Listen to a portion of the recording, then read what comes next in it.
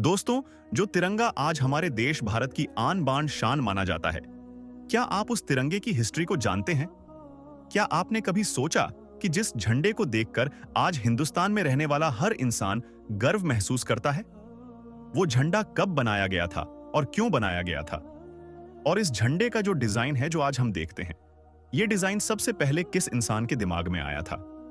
तो दोस्तों, इस तरह की तमाम चीजों के बारे में आज की इस वीडियो में हम बात करेंगे और भारत के झंडे से जुड़ी बहुत जरूरी बातें आज की इस वीडियो में हम जानेंगे। तो दोस्तों, वीडियो शुरू करने से पहले बस मेरी आपसे छोटी सी गुजारिश है कि नए आने वाले दोस्त चैनल को सब्सक्राइब करके साथ ही में बेल आइकॉन को भी प्रेस कर दें और हमारी हौसला अफजाई के लिए हमेशा की तरह हमारी इस वीडियो को भी लाइक कर दे। दोस्तों, वैसे तो 1857 में जब हिंदुस्तान में रहने वाले लोगों ने अंग्रेजों के खिलाफ बगावत की थी, तभी से हिंदुस्तान में रहने वाले लोगों को एक झंडे की कमी महसूस होने लगी थी, क्योंकि हिंदुस्तानी अंग्रेजों के खिलाफ जब भी कोई आंदोलन किया करते थे या बड़ी रैली निकालने की सोचा करते थे, तो उनके पास कोई ऐसा झंडा मौजूद नहीं हुआ करता था जिसके जरिए से वो तमाम हिंदुस्तान के लोगों को, चाहे वो हिंदू हो, मुस्लिम हो, सिख हो या ईसाई हो, सबको एक झंडे के नीचे जमा कर सके। और किसी भी जंग के लिए सबसे जरूरी चीज झंडा होती है, क्योंकि उसी झंडे के नीचे ही तमाम की तमाम फौज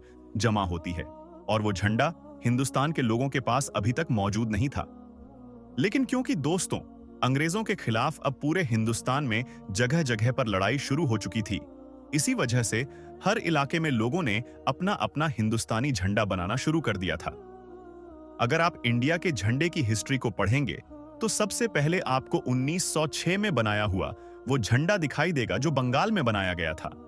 बंगाल में अंग्रेजों के खिलाफ एक रैली निकाली गई थी जिसमें एक ऐसा झंडा बनाया गया था जो 3 रंग से बनाया गया था, और यह शायद हिंदुस्तान का पहला तिरंगा भी था जो 3 रंगों से तैयार किया गया था।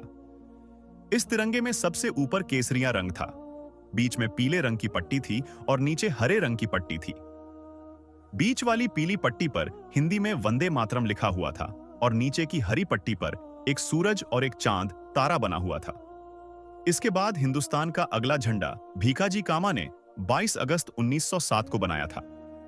यह झंडा बंगाल के झंडे से थोड़ा सा अलग था। इसमें सबसे ऊपर वाली पट्टी हरी थी और नीचे की पट्टी केसरिया नहीं बल्कि लाल कलर की थी। बाकी तकरीबन यह झंडा बंगाल के झंडे की ही तरह सेम था। उसके बाद धीरे धीरे फादर ऑफ नेशन यानी गांधी जी को भी हिंदुस्तान के झंडे की टेंशन सताने लगी थी, और उनके दिमाग में भी यही बात चल रही थी कि हिंदुस्तान का एक ऐसा झंडा होना जरूरी है जिसके नीचे तमाम हिंदुस्तान में रहने वाले लोग जमा हो सके। गांधी जी ने पिंगली वेंकैया नामी एक शख्स को यह ऑर्डर दिया कि तुम एक ऐसा झंडा तैयार करो कि जिसमें हरा और लाल दोनों रंग हो और उन दोनों रंगों के ऊपर एक चरखा बना हुआ हो। गांधी जी के ऑर्डर पर पिंगली वेंकैया ने एक ऐसा झंडा तैयार किया कि जिसमें ऊपर हरा कलर था और नीचे रेड कलर था, और उन दोनों के बीच में एक चरखा बना हुआ था। लेकिन गांधी जी को यह झंडा बिल्कुल भी पसंद नहीं आया। उसके बाद उन्होंने पिंगली वेंकैया को यह कहा कि इन 2 रंगों के अलावा एक रंग और शामिल किया जाए, और वो नया रंग होना चाहिए सफेद। तो दोस्तों, गांधी जी के मशवरे पर पिंगली वेंकैया ने अब उसमें तीसरा रंग भी शामिल कर लिया। दोस्तों, बड़ी जिद्दोजहद के बाद आखिरकार 1931 में इंडियन नेशनल कांग्रेस की तरफ से एक ऐसे झंडे को परमिशन दे दी गई कि जो 3 कलर का था, जिसमें सबसे ऊपर केसरिया कलर था, बीच में सफेद कलर और नीचे ग्रीन यानी हरा कलर था, और उस झंडे के बीच में एक चरखा बना हुआ था जो गांधी जी की फरमाइश पर बनाया गया था। उसके बाद 1931 से लेकर 1947 तक यही इंडिया का झंडा रहा, और इसी झंडे के नीचे पूरे इंडिया के लोगों ने अपनी आजादी की लड़ाई लड़ी थी। 1947 में जब अंग्रेज भारत को छोड़कर चले गए तो पूरे हिंदुस्तान के सामने सबसे बड़ा सवाल और सबसे बड़ी मुसीबत यही थी कि आखिर अब भारत का झंडा कैसा बनाया जाए, क्योंकि अभी तक जिस झंडे के नीचे रहकर हिंदुस्तान के तमाम लोगों ने अंग्रेजों से लड़ाई लड़ी थी, वो भारत का झंडा नहीं था बल्कि कांग्रेस पार्टी का झंडा था, और भारत के झंडे को कांग्रेस पार्टी के झंडे से अलग रखना बहुत जरूरी था। इसलिए फिर 1947 में एक ऐसी टीम बनाई गई जिसे यह जिम्मेदारी दी गई कि वो भारत के पुराने झंडे में बदलाव करके इंडिया का एक नया झंडा तैयार करे। उस टीम में जवाहरलाल नेहरू, डॉक्टर भीमराव अंबेडकर, सरदार वल्लभ भाई पटेल और डॉक्टर मौलाना अबुल कलाम आजाद जैसे बड़े बड़े नेता शामिल थे।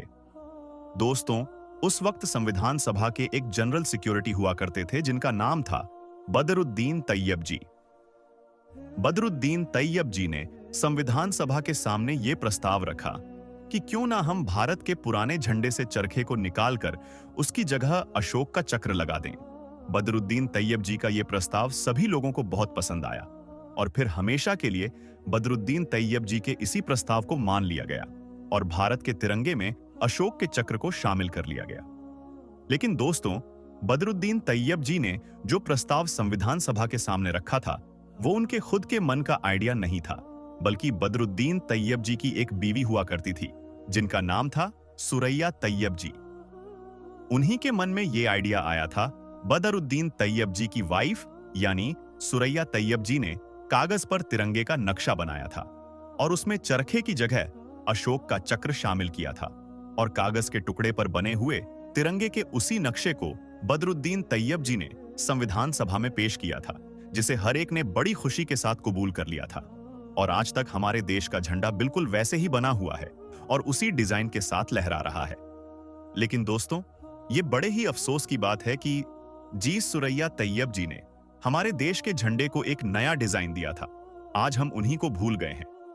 अगर आप लोगों को ये वीडियो पसंद आया हो तो इस वीडियो को एक जरूर लाइक करें और इस वीडियो को जितना हो सके उतना शेयर करें। हम मिलेंगे आपको अगली वीडियो में। तब तक के लिए अल्लाह हाफिज।